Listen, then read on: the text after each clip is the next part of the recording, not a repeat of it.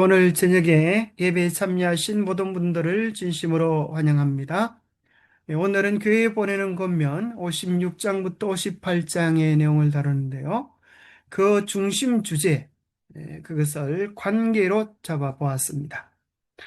우리가 매 장을 다룰 때마다 그 전체를 관통하는 중심 주제가 무엇인가 하는 것들을 관심을 가져보는 것은 참 좋은 일이라고 생각합니다. 그래서 전체 주제를 관계의 법칙들, 어, 우리가 살아가는데 가장 중요한 것 가운데 한 가지가 관계가 아닐까 생각합니다. 인생의 행복과 성공은 얼마나 많은 물질을 소유했느냐에 달려 있는 것이 아니라 얼마나 아름다운 관계를 누리며 살아가는가. 참 중요한 것 같아요. 우리의 관계가 어떻게 하면 좀 더 깊어지고 친밀해지고 우리가 경험한 예수님의 사랑을 관계의 다리를 통하여 서로 확장시켜 나간다고 생각할 수 있습니다. 관계에는 아무도 거스를 수 없는 몇 가지 법칙들이 있는데요. 그 법칙들을 이렇게 한번 정리해 보았습니다. 자, 첫 번째 관계의 법칙은 메아리의 법칙이 있다. 네, 메아리 아시죠? 어떤 아이가 엄마에게 와서 이렇게 얘기했어요. 엄마, 산이 나보고 바보라고 그래요. 내가 얼마나 화가 나는지 모르겠어요.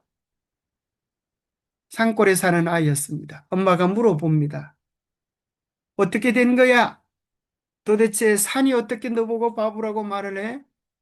그렇게 예, 생각해 보다가 이 아이가 산에 대하여 먼저 바보라고 고함을 쳤구나. 그래서 메아리가 그렇게 들려온 것이구나라는 사실을 깨달은 엄마는 아이에게 이렇게 말합니다. 산을 보고 바보라고 하지 말고 이제는 네가 먼저 산을 향해서 너는 정말 멋져라고 고함 질러보렴. 그래서 이 아이가 이제 산에 올라갑니다. 그리고 두 손을 모으고 큰 소리로 너는 정말 멋져. 그러니까 무슨 소리가 들려왔겠어요? 너는 정말 멋져. 그렇게 메아리가 들려온 것입니다. 그죠? 관계는 어떤 측면에서 아무도 그릇이 거스를 수 없는 법칙이 메아리의 법칙입니다. 어떤 사람은 이렇게 생각하는 사람이 있어요. 내 주위에는 왜 이렇게 힘들게 하는 사람이 많지? 그런 사람도 있고, 어떤 사람은 많은 사람들이 나를 좋아하는 것 같고, 내 주변에 소중한 사람들로 가득 차 있는 것 같아. 그런 생각을 할 때가 있습니다. 어찌 보면 많은 사람들이 내가 괌친 메아리와 같은 반응들은 아니었을까요? 우리의 삶 속에서 아름다운 소리를 지르면 아름다운 소리가 반영되어지고 또 내가 서운한 소리를 지르면 서운한 소리가 반영되어지는 게 아니겠어요?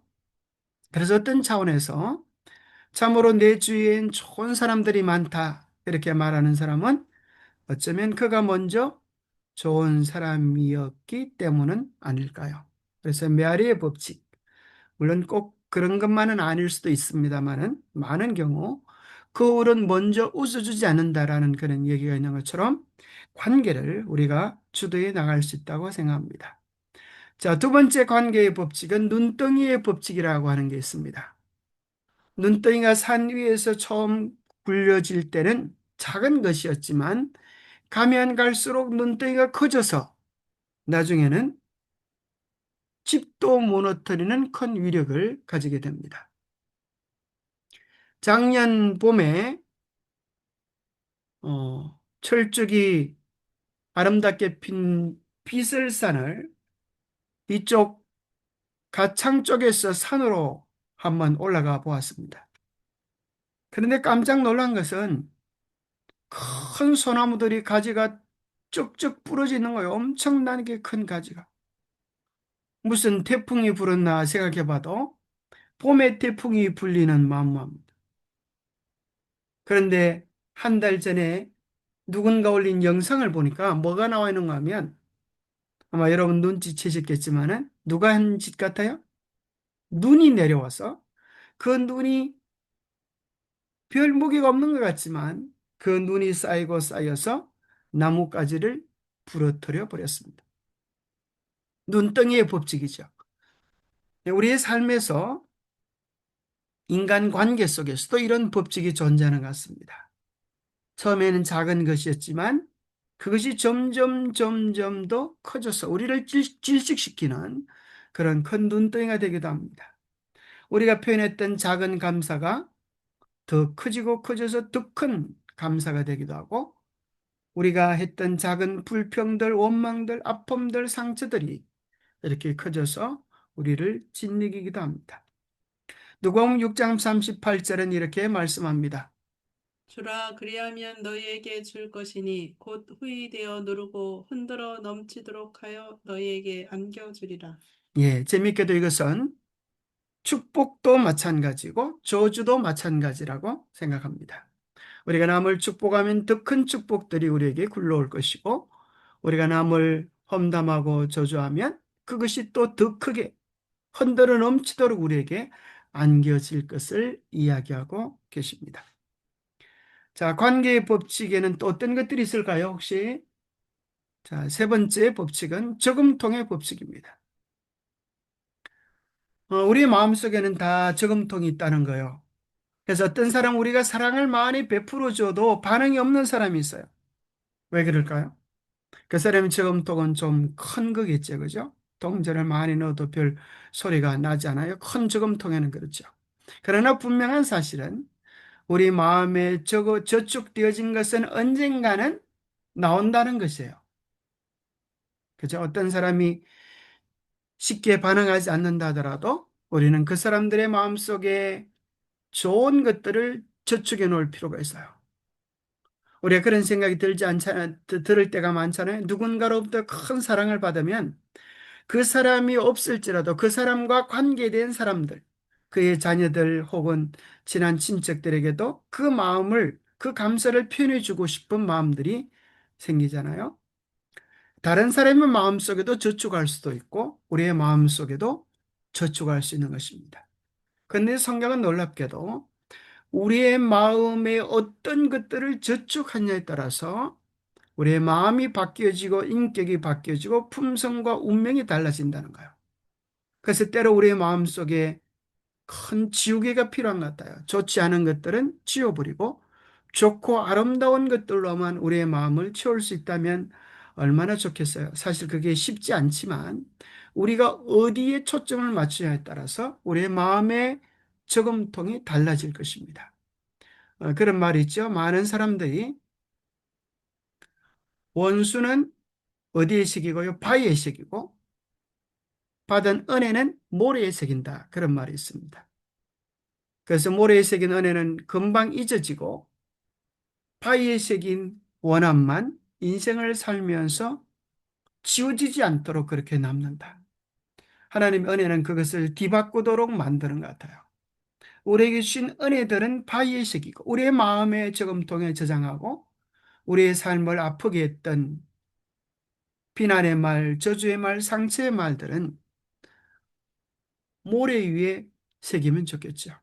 그래서 하나님의 은혜의 파도가 밀려올 때마다 지워져서 우리의 마음속에 깨끗하고 아름다운 것들로만 남을 수 있다면 좋겠지요. 여기 성경은 말합니다. 우리의 마음, 우리의 운명은 우리가 경험한 것으로 이루어지는 것이 아니라 우리의 마음에 쌓여지는 것들로 이루어진다고 이렇게 말씀하십니다. 선한 사람은 마음에 쌓은 선에서 선을 내고 악한 자는 그 쌓은 악에서 악을 내나니 이는 마음에 가득한 것을 입으로 말함이니라. 그렇죠. 우리의 마음속에 아름다운 것들을 쌓으면 우리는 아름다운 사람이 되고 행복한 것들을 쌓으면 행복한 사람이 됩니다. 그래서 그 사람의 말을 보면 그 사람의 삶이 얼마나 행복한지 불행한지를 쉽게 알 수가 있을 것입니다. 자, 관계의 법칙 네 번째요. 썬뿌리의 법칙이라고 하는 게 있습니다. 어떤 사람이 바깥에 있는 창문을 통하여 보면서 세상이 왜 이렇게 다 뿌옇게 보여? 어제는 빨래도 이렇게 뿌옇게 보이네. 그랬어요. 근데 나중에 알고 보니까 뭐가 문제인가 하면 세상을 바라보는 자기 창에 먼지가 가득했던 거예요. 그 먼지로 세상을 보니까 세상이 뿌옇게 보였습니다. 또 어떤 사람이 이런 실제로 있었던 일이라 그래요. 아마 들어보신지 모르겠어요. 밑에 집에 전화를 해가지고 막 못 살게 굴었어요. 당신 집에서 나는 악취 때문에 내가 살 수가 없어요. 근데 그 밑에 집을 아무리 조사를 하고 해봐도 밑에 집에 악취가 나지 않은 거예요. 나중에 보니까 악취가 어디서 나는 거 하면 자기 집에 있는 화장품 통에서 오래된 화장품, 썩은 화장품이 냄새가 나는데 자기는 그것도 모르고 남의 탓만 것입니다. 우리의 마음속에 기록되어진 아픔의 상처들은 때로 뭐가 될 수 있는가 하면 썬 뿌리가 될 수 있다는 거예요. 실제 우리의 두뇌 속에 이런 일들이 이루어지는데 그것이 선한 일이든 나쁜 일이든 반복이 되어지면 우리의 두뇌 속에 뿌리를 내린다는 거예요. 행동뿐 아니라 생각도 뿌리를 내립니다. 그래서 우리가 누군가는 저 사람 참 고약한 사람이야 라고 생각을 하면 그때부터 썬뿌리가 내려서 그 사람이 아무리 착하고 선한 행실을 해도 아마 나쁜 의도가 있을 거야. 그렇게 이해할 수 있게 됩니다. 히브리서 12장 15절에 보면 썬뿌리에 대한 이런 말씀이 있습니다. 하나님의 은혜에 이르지 못하는 자가 없도록 조심하여라. 또 쓴 뿌리가 돋아나서 괴롭게 하고 그 때문에 많은 이들이 더럽혀지지 않도록 하여라. 자, 여기 보니까 우리의 마음속에 썬뿌리가 내리면 하나님의 은혜에 이를 수가 없다는 거예요. 왜냐하면 그 아픈 기억이 썬뿌리가 우리 인생의 행복을 빼앗아가기 때문에 그렇습니다. 그리고 그것을 지워버리지 않으면 그것 때문에 나도 괴롭고 또 많은 이들이 함께 더럽혀진다고 말씀하고 계셔요. 우리의 생애, 우리의 시각, 우리의 가치관, 우리의 운명이 썬뿌리를 뽑아 버리지 않으면 그것 때문에 미치는 영향은 참으로 크고 무서운 것입니다. 마치 얼마 전에 제가 심은 애플 수박이 하나가 말라 죽었어요. 보니까 그 안에 하도 억울해서 이제 땅을 파보니까 군뱅이 한 마리가 딱 자고 있는 거예요. 그래서 제가 그 놈을 갖다 처치를 해버렸는데 우리 인생의 행복, 은혜를 깔아먹고 있는 썬뿌리들이 우리 인생을 망가뜨릴 수 있습니다. 자, 여기 보니까 이 할머니, 여러분 많이 보셨죠? 이 할머니는 어떤 뿌리가 얼굴 속에, 두뇌 속에 나타나 있는 뿌리가 얼굴 속에 나타나는 것 같아요? 이 할머니는 화뿌리가 가득합니다. 사람을 볼 때마다 입을 삐죽이고 인상을 쓰고 하니까 아주 고약한 인상이 머릿속에, 두뇌 속에 뿌리를 내리고 또 인상을 바꾸어 버렸습니다. 그래서 이 할머니를 볼 때마다 사람들은 저분은 참 성질이 고약한 사람일 거야 이런 생각을 했습니다. 그런데 이분이 썬뿌리에 대한 교훈을 배우고 나서 이제 하나님 앞에서 감사하고 기뻐하고 즐거워하고 행복하고 미소 짓는 연습을 하니까 이 할머니가 어떻게 변했다 그래요? 이렇게 바뀌어 버렸다는 거예요. 그래서 이제는 무슨 뿌리가 내려는가 하면 미소 뿌리가 가득하게 변했다는 겁니다. 그래서 실제로 이것은 우리의 두뇌 속에서 일어나는 뇌 현상이라는 것입니다. 관계의 법칙의 다섯 번째 법칙은 마중물의 법칙이 있습니다. 어, 부부 사이에는 이런 수가 있어요. 세 가지 부부가 있는데요. 첫 번째는 왼수처럼 사는 사람이 있습니다. 같이 살기는 살지만 남남처럼 사는 사람도 있고 또 어떤 사람들은 정말 좋아서 사랑에 젖어 사는 사람들이 있습니다. 부부 사이에는 반드시 갈등의 때가 오기 마련이지만 그때에 포기하지 않고 사랑의 마중물을 부으면 놀랍게도 서로 상대편 속에 있는 깊은 사랑의 저수지의 물꼬를 트여서 끊임없는 사랑의 샘물을 깃도록 만듭니다. 그래서 사랑이 가득 찬 그런 관계를 누리며 삽니다. 마중물, 그죠? 마중물 이름 다 해보셨죠? 마중물을 에, 가득 붓고 흐느적 흐느적 저으면 꼬르륵 소리가 나면서 물이 들어가서 올라오잖아요. 그러나 물을 한 바가지 붓고, 그죠? 있는 힘을 다해 열심히 잤으면 놀랍게도 부은 물보다 몇 배나 더 많이 거둘 수 있을까요? 음, 무한. 비교할 수 없을 정도로 무한히, 그죠? 왜냐하면 아무리 짜서도 다 뽑아낼 수가 없어요. 기운이 모자라서 다 못 뺄 뿐이죠. 왜 그런가 하면 엄청난 지하수와 연결되기 때문입니다.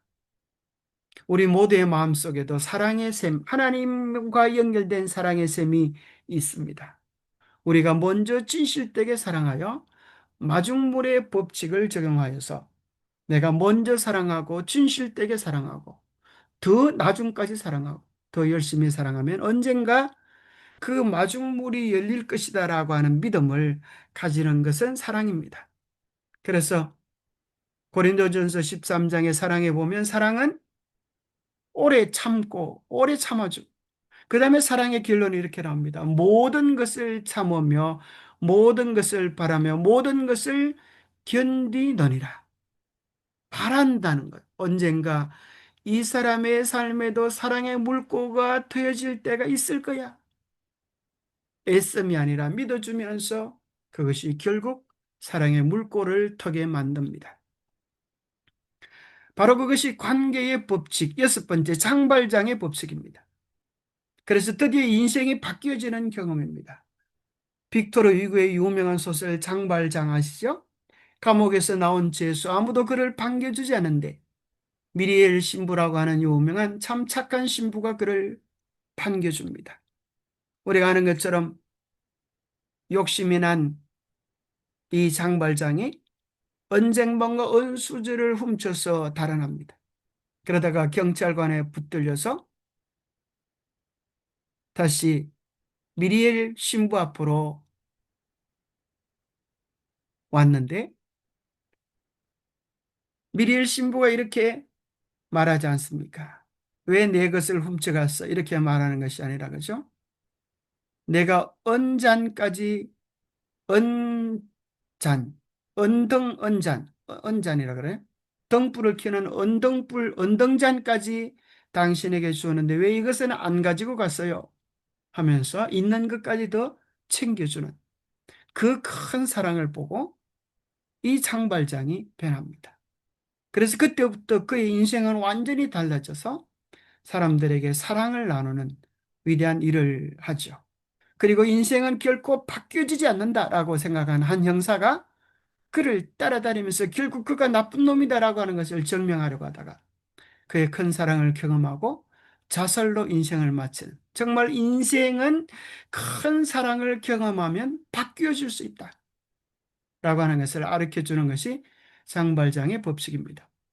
예수님의 생애가 그랬습니다. 12 제자들은 다 하나같이 문제가 있었지만 예수님 만나고 변화된 것입니다. 성경의 인물들의 이야기와 이야기들이 다 그와 같지 않습니까? 예수님 만나면 어떻게 변화되는지 장발장의 법칙이 우리의 삶에 적용될 수 있음을 보여줍니다. 자, 성경에서 이야기하는 인간관계의 마지막 일곱 번째 법칙은 천국 열쇠의 법칙입니다. 참 놀라운 법칙이죠. 천주교인은 이 천국 열쇠를 자기들이 가졌다, 교황이 가졌다라고 생각하지만 성경은 이렇게 이야기합니다. 마태복음 16장 19절입니다. 내가 천국 열쇠를 내게 주리니 내가 땅에서 무엇이든지 매면 하늘에서도 매일 것이요 내가 땅에서 무엇이든지 풀면 하늘에서도 풀리리라 하시고. 놀라운 얘기죠. 천국을 열 수 있는 열쇠를 우리의 손에 주셨다는 것입니다. 그리고 놀라운 것은 땅에서 하늘에서 먼저 시작되는 것이 아니라 우리가 땅에서 무엇이든지 매면 하늘에서도 매일 것이고 땅에서 무엇이든지 풀면 하늘에서도 풀리라는 거예요. 그것이 무엇입니까? 인간 관계의 법칙입니다. 우리의 마음속에 쌓여 있는 미움의 문들, 풀리지 않은, 우리의 삶에 풀리지 않은, 해결되지 않은 문제들, 그것을 그대로 가지고 천국에 들어갈 수 없다는 것입니다. 그 문제를 푸는 것이야말로 영광의 천국에 들어가는 것일 뿐 아니라 우리의 마음의 천국을 경험하는, 우리의 마음의 천국문이 활짝 열리는 것입니다. 미움 속에서는, 갈등 속에서는 아무도 천국을 맛볼 수 없습니다. 그러나 관계가 회복되어지고 묶여있던 오해가 풀어지고 이해되어질 때 우리 모두는 사랑의 천국을 맛볼 수 있습니다. 마귀는 이 땅에 와서 오해의 지옥을 만들고 예수님의 이 땅에 오셔서 사랑의 천국을 만들어 주셨습니다. 유대인들이 왜 실패했는가? 사실 하나님께서 그들 속에 관계의 축복을, 천국을 맛보기를 원하셨지만 그들은 관계의 단절, 분리 속에서 지옥을 경험하고 있었습니다. 마가복음 7장 27절에 보면 예수님께서 그들이 이해했던 다른 사람과의 관계, 이방인과의 관계를 이렇게 말씀해 주셨습니다. 예수께서 이르시되 자녀로 먼저 배불리 먹게 할지니 자녀의 떡을 취하여 개들에게 던짐이 마땅치 아니하니라. 사실 예수님의 마음은 아니었죠. 유대인의 마음을 예수님께서 대변한 것입니다. 너희들만 나의 자녀고 이방인들을 개 취급하지 않았느냐. 정말 얼마나 잔혹한, 인간을 무시하고 멸시해도 그렇게까지 할 수 있다는 말입니까? 그때 스로보니게 여인의 정말 놀라운 믿음. 그들은 그녀를 개 취급했지만 그녀는 뭐라고 말합니까? 주인의 상에서 떨어지는 개들도 그 주인의 부스러기를, 상에서 그죠? 먹었습니다. 개들도 먹을 수 있는 그런 것이 있는데 그 특권을 저에게 주십시오. 비록 개 취급을 당한다 할지라도 주님의 사랑을 구하는 이 여인의 믿음을 보면서 오히려 그들의 믿음보다도 자녀됨을 누리면서 이방인을 무시하는 그들의 믿음보다도 더 큰 여인의 믿음을 보고 감탄하게 되었습니다. 자, 유대인의 실패가 그것이었습니다. 자, 예수님은 우리도 그렇게 사는, 우리 선민들도, 우리 신앙인들도 그렇게 살 수 있습니다. 이방인들과의 과의 만남은 우리를 더럽힐 수 있기 때문에 이방인들과 상관하지 말고 저런 사람들은 냄새 나니까 떨어져서 살자. 단절하고 살자. 그렇게 할 때에 예수님은 이렇게 말씀하십니다. 우리는 가능한 한 우리가 할 수 있는 모든 선행을 세상 사람들에게 행하여야 한다. 그리스도께서는 이에 대한 모본을 우리에게 주셨다. 세리들과 죄인들과 더불어 식사를 하도록 초청을 받았을 때에 그리스도께서는 거절하지 않으셨다. 이는 저들 가운데 섞이지 아니하고는 이 부류의 사람들을 접촉하실 수가 없기 때문이었다. 주님께서는 기회를 만날 때마다 저희 마음의 영원한 관심거리를 전하여주는 화제로 말문을 여셨다.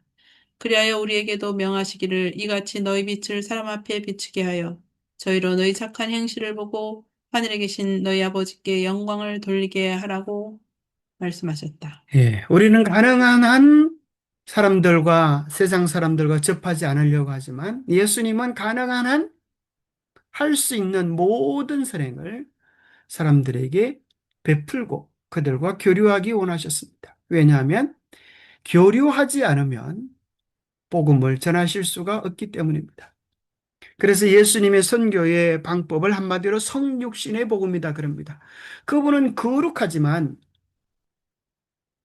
이 땅에 사는 것 자체가 힘든 일이었지만 당신을 낮추셔서 죄인의 모습으로 죄인의 입장에서 함께 교류하시면서 우리에게 복음을 선포해 주신 것입니다. 자, 십자가는 기독교의 핵심 내용을 우리는 십자가로 이해합니다.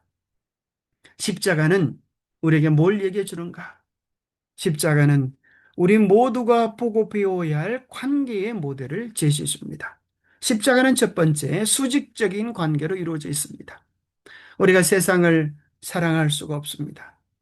우리를 사랑하시고 용서하시고 새롭게 하신 주님의 은혜를 경험할 때에야만 우리는 그 관계 속에서 수평적 관계를 새롭게 만들어 갈 수 있는 것입니다. 우리는 남을 사랑할 수 있는 힘이 없고 이해하고 용서하고 싶은 마음도 없는 것입니다. 그러나 주님의 그 큰 사랑을 발견하고 경험하고 나면 이제 우리도 수평적 관계의 회복을 맛보게 되어집니다. 자, 1번 문제입니다. 그리스도께서는 세상을 구원하고 타락한 인류를 무한하신 하나님과 연결시키기 위하여 이 세상에 오셨다. 그리스도를 따르는 자들은 빛의 통로가 되어야 한다. 하나님과의 교통을 유지하기 위하여 그들은 흑암과 오류 가운데 있는 자들에게 하늘에서 주는 귀중한 축복을 전해 주어야 한다. 에녹은 그 당시에 존재했던 악으로 더럽혀지지 않았다. 예. 자, 여기 보면 그리스도께서는 세상을 구원하고 타락한 인류를 무한하신 하나님과 뭐 하기 위해요? 연결시키기 위하여 이 세상에 오셨다. 수적적인 관계죠. 그것을 연결시키기 위하여. 그래서 주님께서 빛의 통로, 축복의 통로, 구원의 통로, 은혜의 통로가 되었던 것처럼 그리스도를 따르는 사람들도 그러한 통로가 되어야 한다는 것입니다.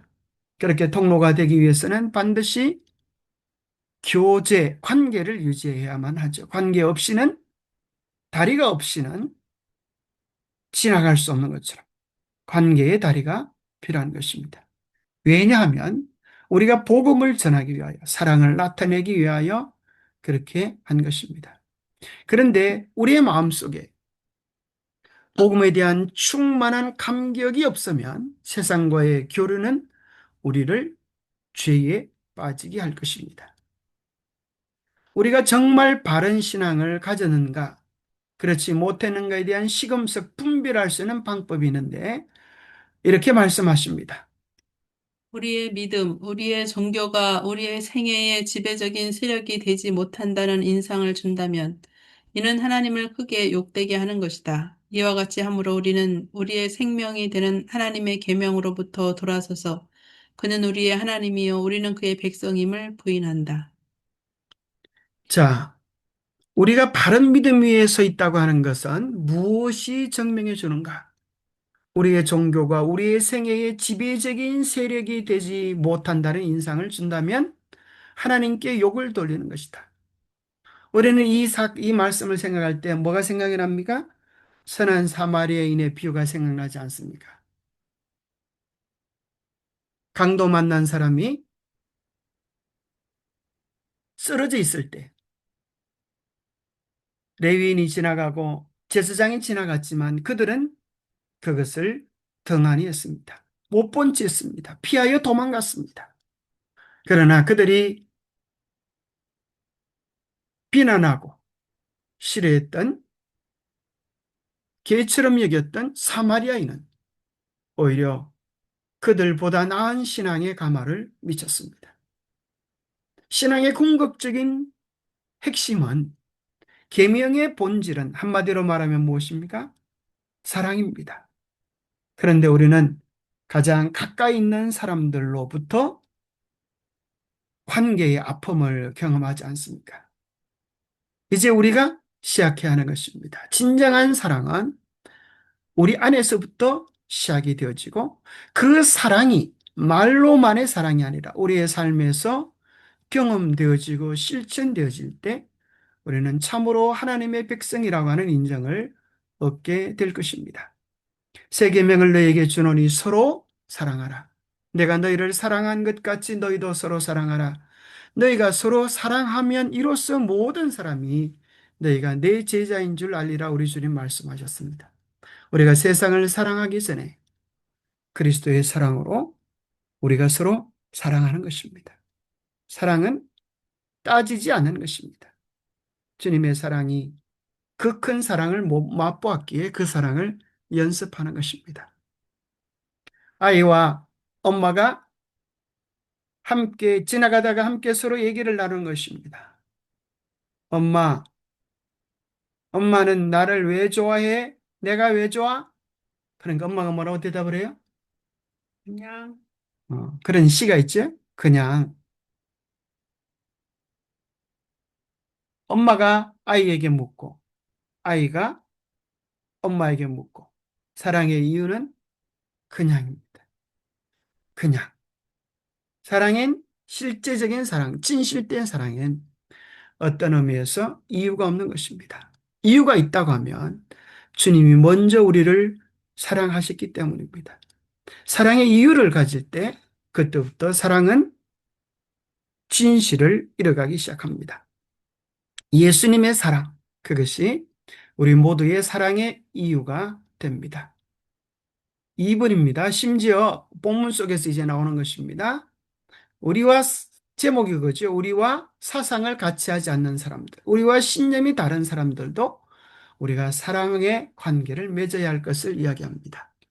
우리의 목사들은 목사들을 위하여 활동하는 일을 저희의 특별한 사업으로 삼아야 한다.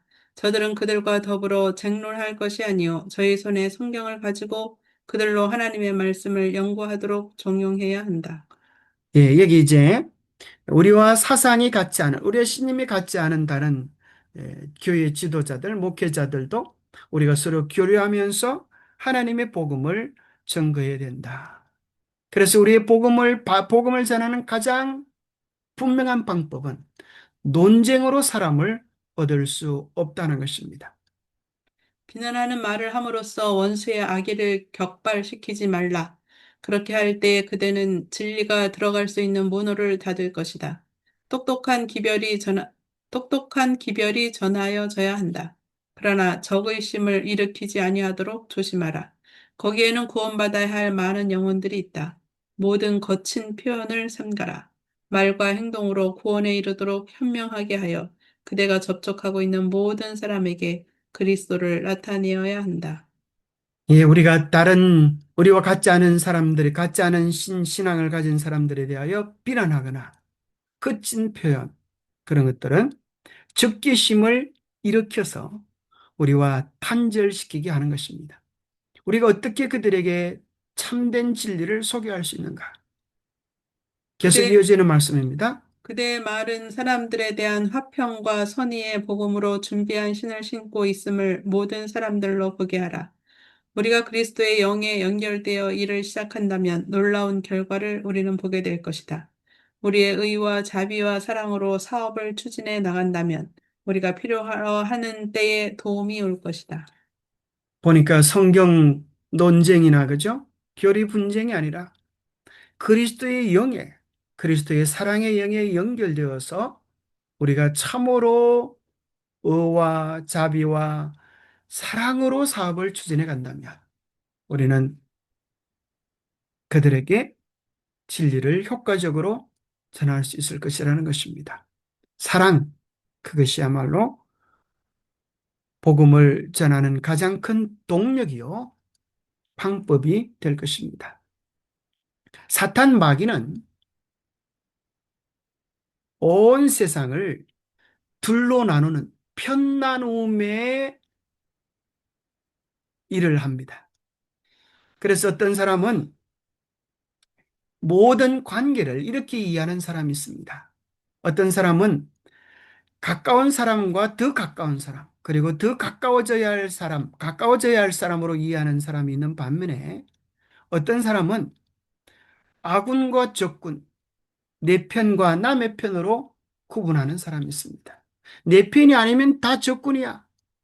나를 지지해 주지 않으면 다 왼수야. 이렇게 하는 사람은 인생을 전쟁 속에 살아가는 피곤한 사람이 됩니다. 사탄 마귀는 그렇게 인간 관계를 이해하도록 우리를 괴롭히는 것입니다. 우리가 아는 6월 25일, 6월은 호국의 달이라 그러지 않습니까? 6.25 전쟁을 통하여서 사실은 알고 보면 우리가 같은 동포, 같은 민족인데도 불구하고 사탄 마귀는 편을 나누게 하고 사상을 나누게 하고 그 전쟁을 일으켰습니다. 6.25 전쟁을 인하여 혹시 몇 명이 죽었는지 혹시 아십니까? 모르겠네. 6.25 전쟁으로 인하여 사망한 사람의 숫자가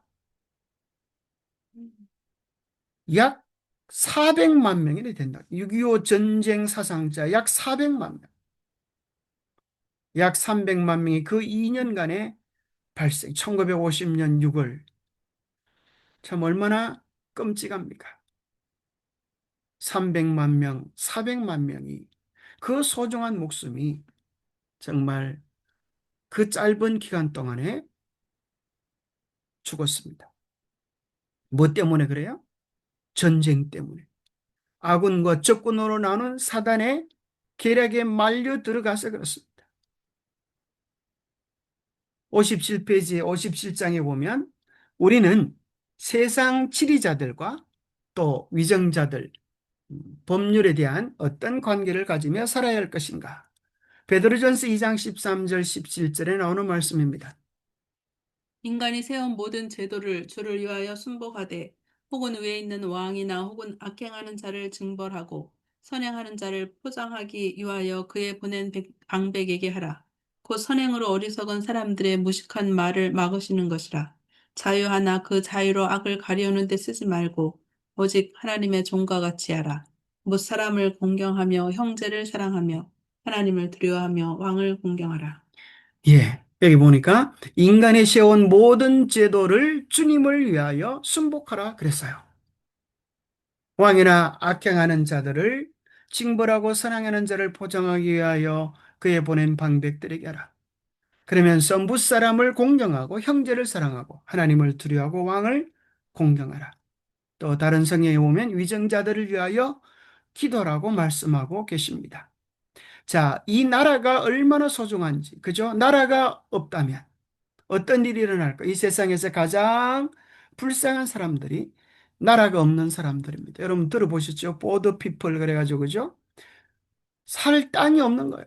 그래서 보드 위에서, 보트 위에서 살아가는 것입니다.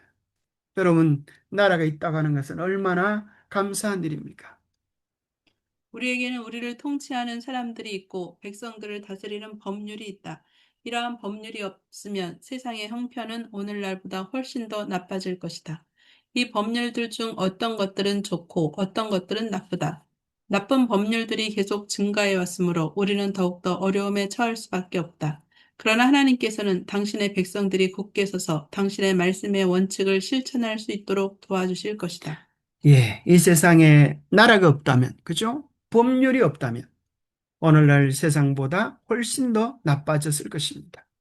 그래서 우리는 이 나라를 위하여 기도하고 또 이 나라의 위정자들을 위하여 기도하는 그런 시간들을 꼭 가져야 되겠습니다. 그렇지만 우리의 마음속에서 더 우선되는 법칙에 대한 생각들을 가지고 있어야 합니다. 나는 우리나라의 법률이 하나님께서 시내 산에서 들릴 수 있는 음성으로 말씀하시고 그 후에 당신의 친수로 돌에 새긴 더 높은 율법과 상치되지 않는 한 모든 면에서 순종하는 것이 우리의 의무임을 보았다. 내 법을 저희 생각에 두고 저희 마음에 이것을 기록하리라.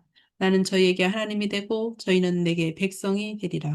예, 여기 말씀하시죠. 우리는 모든 면에서 하나님의 율법과 더 높은 계명과 상치되지 않은 한 모든 면에서 순종하는 것이 우리의 의무입니다. 그래서 정말 신실한 그리스도인들은 세상에서도 모범 시민이 되어야 할 것입니다.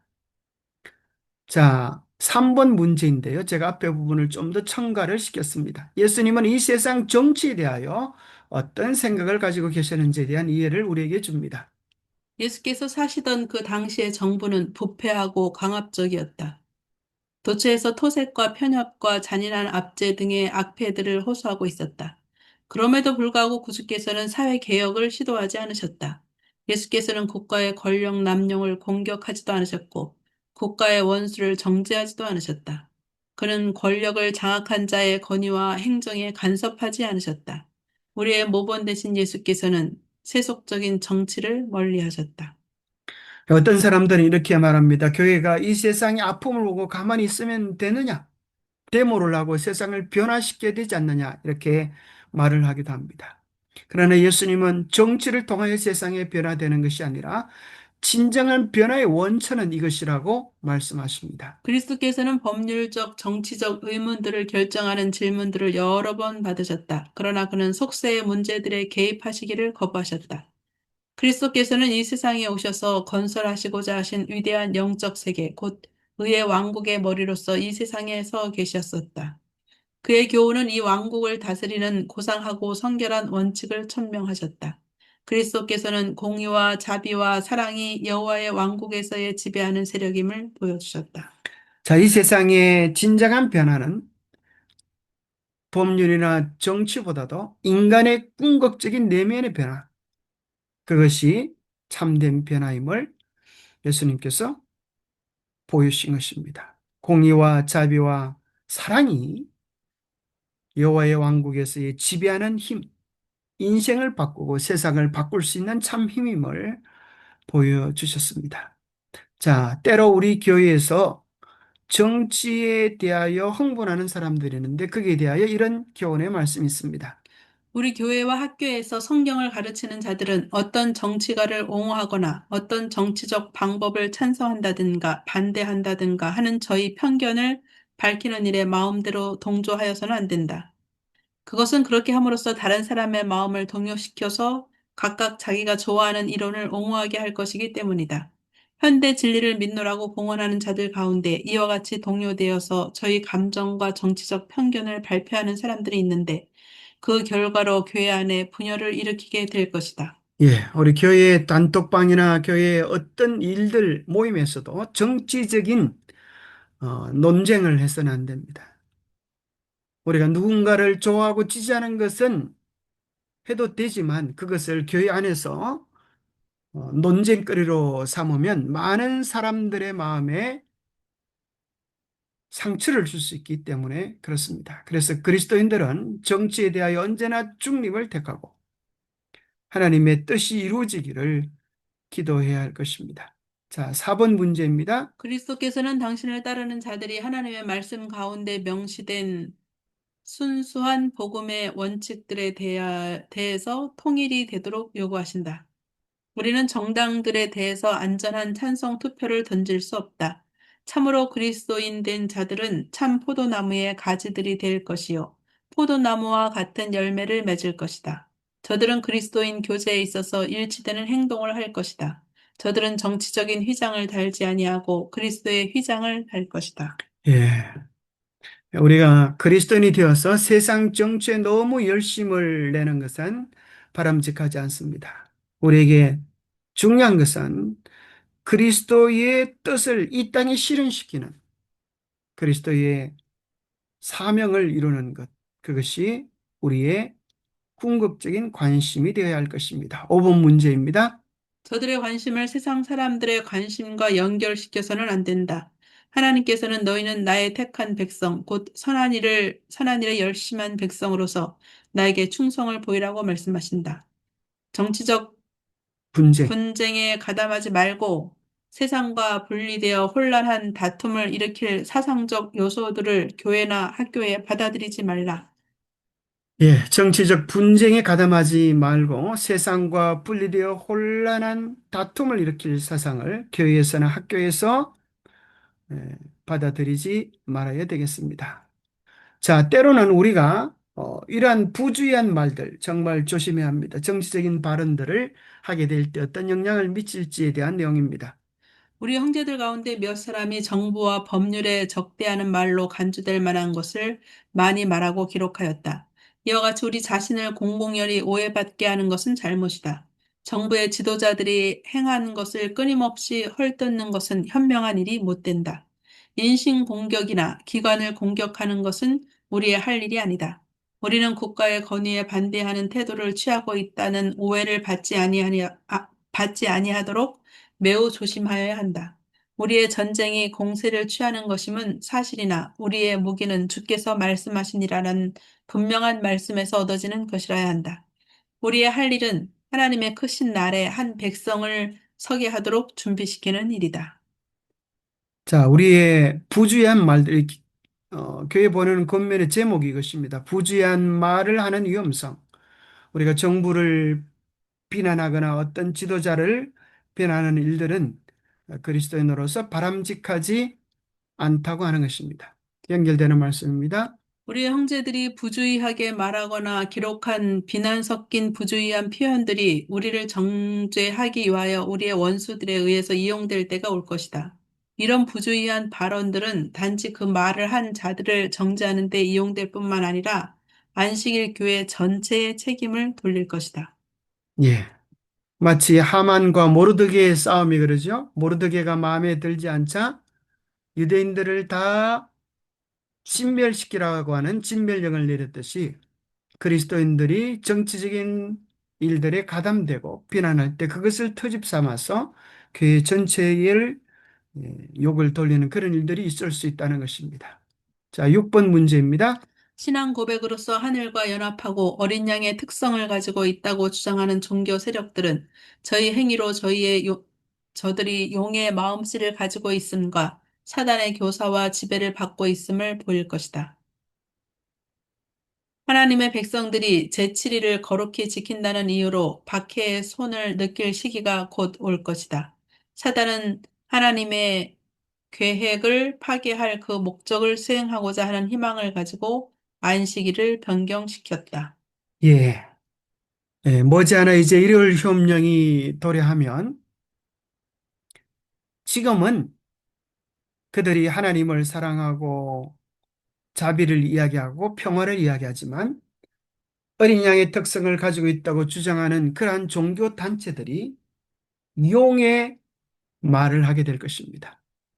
그들의 뜻과 다른 신앙을 가진 사람들을 핍박하고 학대하는 때가 올 것입니다. 자, 그런데 중요한 사실은 그러한 때일지라도 그리스도인들이 그들을 향하여 나타내야 할 정신은 비난이나 멸시가 아니라 그들을 향하여도 한없는 그리스도의 사랑, 동정의 마음을 나타내야 한다는 것입니다.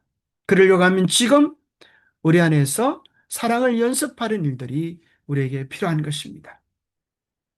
우리의 할 일, 법률을 무시하여 일요일에 시위 운동을 하지 말라. 한 곳에서 이런 일이 행하여짐으로써 굴욕을 당하게 되면 다른 곳에서도 그와 같은 일이 행하여질 것이다. 우리는 일요일을 사업을 수행할 수 있는 날로 이용할 수 있는 바, 이 일이 곧 그리스도의 편에 들고 있음을 증명하여 줄 것이다. 우리는 모든 온유함과 겸비함으로 일하면서 우리의 최선을 다해야 한다. 이럴 법령이 생길 때라도 우리는 시위를 하거나 또 남을 공격하는 그런 말을 하지 아니하고 오히려 온유와 겸비함으로 사랑하고 복음을 나눈 일에 최선을 다할 때 우리가 진짜 하나님의 참 제자임을 드러내게 될 것입니다. 사랑을 실천하라. 더 큰 사랑을 실천하라.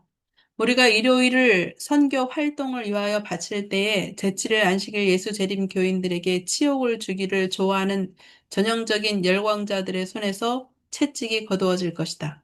우리가 일요일에 사람들을 방문하여 성경을 그들에게 가르치는 일은 이를 저들이 볼 때에 일요일 휴업령을 만들므로써 우리의 사업을 방해하려는 그들의 노력은 하등 소용이 없음을 알게 될 것이다. 일요일은 주님을 위하여 많은 것을 성취할 여러 분야의 사업을 수행하는 데 사용할 수 있다. 이날에는 노천 집회와 가정 집회를 열 수 있다. 가가호호를 방문하는 일을 행할 수 있다. 예, 이를 협령이 내릴 때 그들은 재림 교인들을 치욕을 주기 위하여 사람들로 오해하도록 만들 것입니다. 그러나 우리가 더 큰 사랑으로 사랑을 나타내고 복음을 전하며 사람들을 도울 때 그들의 공격은 무익하게 될 것입니다. 자, 7번입니다. 사람들에게는 진리, 솔직하고도 명확한 진리가 전하여져야 한다. 우리는 이리 가운데 있는 양과 같이 될 것이다. 그리스도를 위하여 그가 주신 경고를 지키지 아니하고 자제하지 않는 자들은 주님을 위하여 일할 귀중한 기회를 잃어버릴 것이다. 주께서는 당신의 백성들에게 하나님의 율법을 범하는 자들을 탄핵하는 사업을 주신 것이 아니다. 우리는 결코 다른 교회들을 공격하여서는 안 된다. 우리는 우리의 사업과 성경상 안식일에 대해서 많은 사람들의 마음속에 자리 잡고 있는 편견을 제거하기 위하여 할 수 있는 모든 일을 다하여야 한다. 여기 보면 이리 가운데 있는 양과 같이 될 것이다. 그러는데 이리 가운데 있는 양과 같다는 표현이 무슨 표현일까요? 이리 가운데로 양을 보내면 어떻게 될까요? 잡혀먹고. 이리들이 양을 잡아먹을 것입니다. 바로 그것이 무슨 표현인가 하면 그들에게 그리스도의 원수까지 사랑하는 그 사랑을 그들에게 보여주라고 하는 것입니다. 자, 8번입니다. 사단은 그의 강력한 경쟁자들에게 사람들이 호소하는 것을 견딜 수 없다. 왜냐하면 그는 그분의 능력과 위험 앞에 두려워 떨기 때문이다. 열렬한 기도의 음성에 사단의 온 군대는 떤다. 예, 마지막 시대 하나님의 백성들의 무기는 사랑이요, 기도요, 말씀이라고 하는 사실을 이야기합니다. 9번입니다.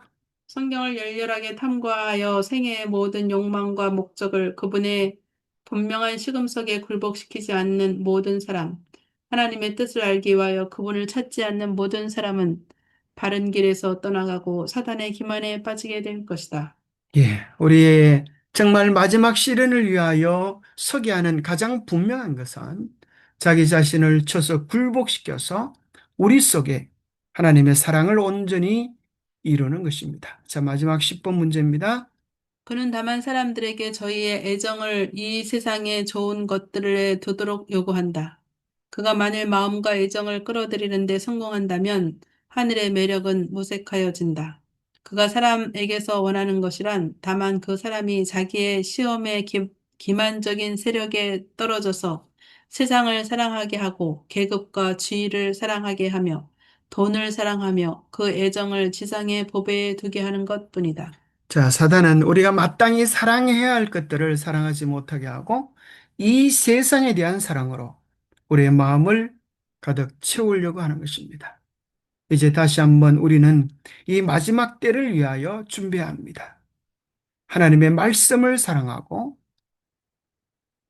하나님께서 주신 우리의 성도들을 사랑하고 우리 안에 사랑을 이루는 거룩한 일이 필요합니다.